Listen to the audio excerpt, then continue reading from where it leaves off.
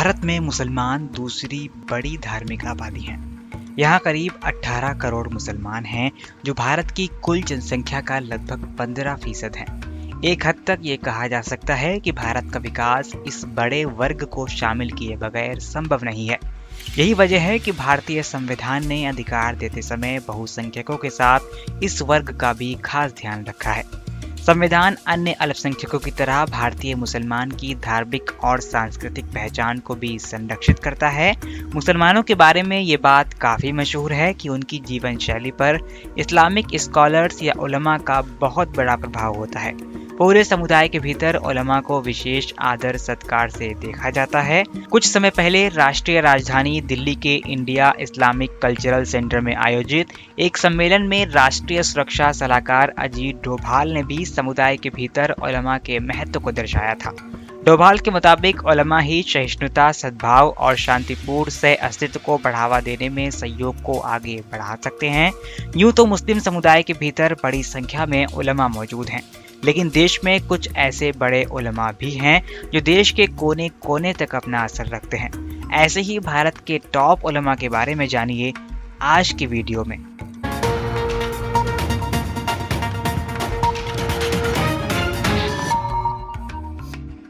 मौलाना सैयद अरशद मदनी जमीयत उलमा हिंद के राष्ट्रीय अध्यक्ष हैं। उनके पिता का नाम शेखुल इस्लाम हज़रत मौलाना सैयद हुसैन अहमद मदनी था।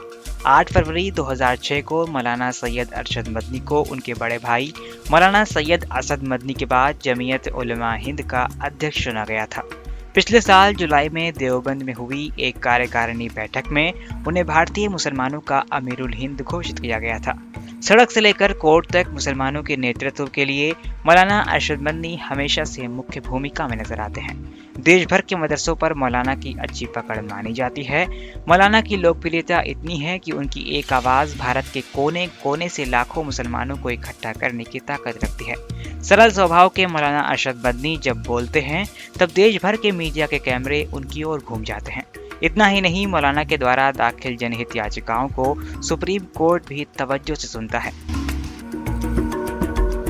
मौलाना मोहम्मद राबे हसनी नदवी सुन्नी इस्लामिक विद्वान हैं।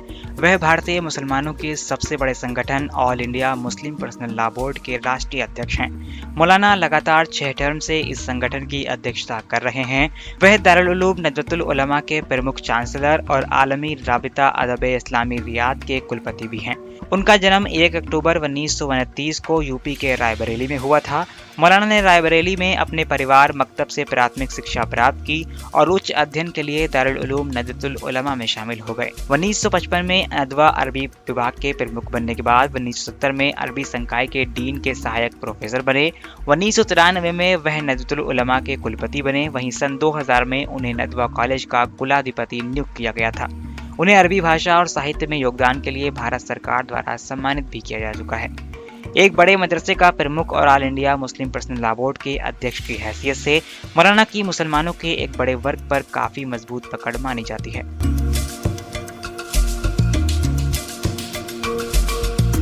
मौलाना खलीलुर रहमान सज्जाद नोमानी एक विश्व प्रसिद्ध इस्लामिक विद्वान, शिक्षक और कई पुस्तकों के लेखक हैं।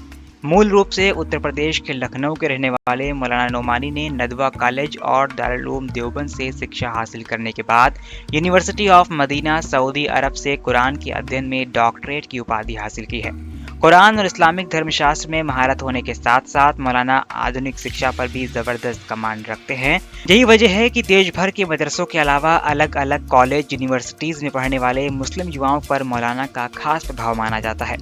मौलाना कई बार अंतर्राष्ट्रीय मंचों पर भारतीय मुसलमानों का नेतृत्व कर चुके हैं, जिनमें ऑक्सफोर्ड और कैम्ब्रिज यूनिवर्सिटी में दिए गए उनके लेक्चर भी शामिल हैं। मौलाना के लेक्चर बड़ी संख्या में देश विदेश के मुसलमानों के अलावा गैर मुस्लिमों द्वारा भी खूब सुने जाते हैं। हाल ही में मौलाना की एक अपील पर राजस्थान के जयपुर में करीब 10 लाख लोगों ने इकट्ठा होकर अपना समर्थन व्यक्त किया था। तबलीगी जमात के प्रमुख मौलाना मोहम्मद साद 1926 में तबलीगी जमात की स्थापना करने वाले मौलाना मोहम्मद इलियास कांदलवी के पड़पोते हैं। एक तरह से कहा जा सकता है कि उन्हें जमात की लीडरशिप विरासत में मिली है। उनका जन्म 57 साल पहले निजामुद्दीन बस्ती के उसी घर में हुआ था जहां आज भी वे रहते हैं। उनका घर जमात के मुख्यालय यानी मरकज से बिल्कुल सटा हुआ है। जमात के लाखों सदस्य दुनिया के 80 से अधिक देशों में हैं, जिनमें पाकिस्तान, बांग्लादेश, यूरोप, ऑस्ट्रेलिया और अमेरिका खास हैं। मौलाना साद को भारत ही नहीं बल्कि दुनिया के कई देशों के मुसलमानों का बड़ा वर्ग अपना रहनुमा मानता है। मौलाना के बारे में इंटरनेट पर ना तो अधिक जानकारी उपलब्ध है, ना ही उनकी कोई आधिकारिक वीडियो या फोटो मौजूद है। तबलीगी जमात से जुड़े लोग बताते हैं कि उनके नज़दीक फोटो या वीडियोग्राफी मायूब यानी मजहब के खिलाफ समझा जाता है। लेकिन यूट्यूब पर मौलाना साद की हज़ारों की संख्या में ऑडियो लेक्चर मौजूद हैं, जिनको करोड़ों बार सुना जा चुका है। जमीयत उलमा हिंद दो गुटों में बटा हुआ है। एक गुट मौलाना अरशद मदनी का है और दूसरा मौलाना महमूद मदनी का है। दोनों ही अपने अपने गुटों के अध्यक्ष हैं। दरअसल 2006 में जब मौलाना असद मदनी का निधन हुआ तो जमीयत की कमान को लेकर यह संगठन दो गुटों में बट गया था।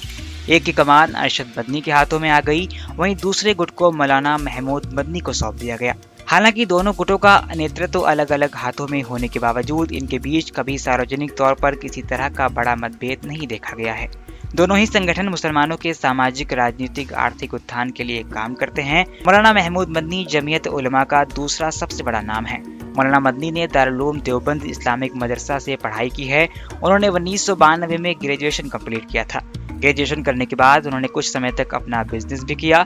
बाद में वह पूरी तरह से सामाजिक और राजनीतिक गतिविधियों में जुट गए। गुजरात में 2001 में आए भीषण भूकंप के दौरान उनके राहत और पुनर्वास कार्य ने उन्हें राष्ट्रीय पहचान दिलाई थी। साल 2002 में जातीय धार्मिक हिंसा के बाद उन्होंने जमीयत उलमा हिंद के राहत कार्यों का नेतृत्व किया था। इससे भी उन्हें एक अलग पहचान मिली थी। उन्हें 2001 से 2008 तक जमीयत उलमा हिंद के महासचिव के रूप में चुना गया। उन्होंने अपनी राजनीतिक करियर की शुरुआत समाजवादी पार्टी से की थी। जल्द ही उन्हें अखिल भारतीय राष्ट्रीय सचिव और केंद्रीय परिषद का सदस्य बना दिया गया था। वह मार्च 2006 से 2012 तक यूपी से राज्यसभा के सांसद भी रहे। मौलाना मेन स्ट्रीम मीडिया के साथ कई सरकारी मंचों पर भारतीय मुसलमानों का नेतृत्व करते नजर आते हैं। मौलाना तौकीर रजा की पहचान भारत के एक बड़े धार्मिक नेता के रूप में होती है। वह उत्तर प्रदेश के बरेली के रहने वाले हैं। मौलाना तौकीर रजा अहमद रजा के खानदान से आते हैं। अहमद रजा, जिन्हें आला हजरत के नाम से भी जाना जाता है, उन्होंने बरेलवी संप्रदाय की शुरुआत की थी। भारत में बरेलवी संप्रदाय को फॉलो करने वाले मुसलमान बड़ी संख्या में मौजूद हैं। अहमद रजा के खानदान के लोग धर्म के प्रचार प्रसार और दीन की खिदमत पर ही ध्यान देते हैं। मौलाना तौकीर रजा सक्रिय राजनीति में आने वाले इस खानदान के पहले व्यक्ति हैं। उन्होंने अपनी पार्टी इत्तेहाद मिल्लत काउंसिल का गठन भी किया है। बीजेपी को छोड़ मौलाना तौकीर रजा की उत्तर प्रदेश की हर राजनीतिक पार्टी से समय समय पर करीबियां और दूरियां रही हैं। मौलाना तौकीर रजा को एसपी, बीएसपी, कांग्रेस पार्टी से समर्थन के बदले सत्ता में हिस्सेदारी मिलती रही है। साल 2013 में दिल्ली चुनावों से पहले वर्तमान में दिल्ली के मुख्यमंत्री अरविंद केजरीवाल भी मौलाना से समर्थन की अपील कर सुर्खियां बटोर चुके हैं। आला हजरत के खानदान से होने के नाते मौलाना देश के मुसलमानों के एक बड़े वर्ग पर अपना प्रभाव रखते हैं। उनकी लोकप्रियता का अंदाजा हाल ही में उनके द्वारा किए गए कुछ विरोध प्रदर्शनों से लगाया जा सकता है। मौलाना बदरुद्दीन अजमल भारतीय राजनीति में एक जाना पहचाना नाम है। अपनी धार्मिक और सामाजिक गतिविधियों के कारण आसामी मुसलमानों में अजमल काफ़ी लोकप्रिय हैं।